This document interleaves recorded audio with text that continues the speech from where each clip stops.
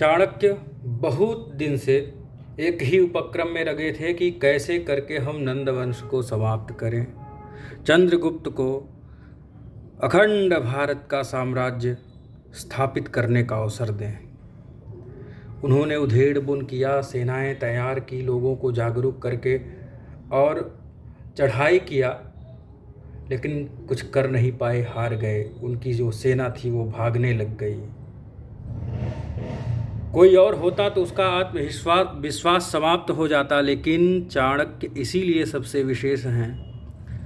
उन्होंने कहा कि ये याताः किमपि प्रधार्य हृदये पूर्वं गता एव ते, ये तिष्ठन्ति भवन्तु तेऽपि गमने कामं प्रकामोद्यम, एका केवलमर्थसाधनविधौ ये नाशतेभ्योऽधिकात् नन्दोन्मूलन दृष्टवीर्यमहिमा बुद्धिस्तु मागान् मम।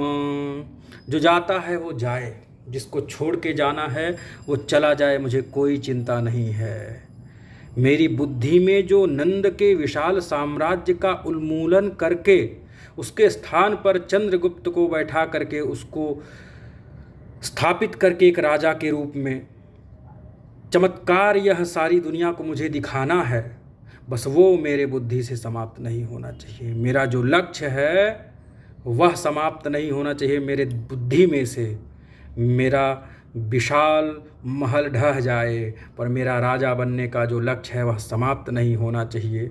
मैं दूसरा संसार खड़ा कर लूँगा और दूसरा साम्राज्य खड़ा कर लूँगा। तो जो आपके उन्नति की अभिलाषा है वह समाप्त नहीं होनी चाहिए। स्थितियाँ आती हैं, जाती हैं, हार जीत होता है, लेकिन तुम्हारा जीतने का जो आत्मविश्वास है वह समाप्त नहीं होना चाहिए। इसलिए चाणक्य ने अपने चाणक्यत्व बुद्धि का स्थापना कर पाया, अपने कूटनीति, राजनीति, राष्ट्रनीति को स्थापित कर पाए और एक विशेष गुरु के रूप में स्थापित हुए।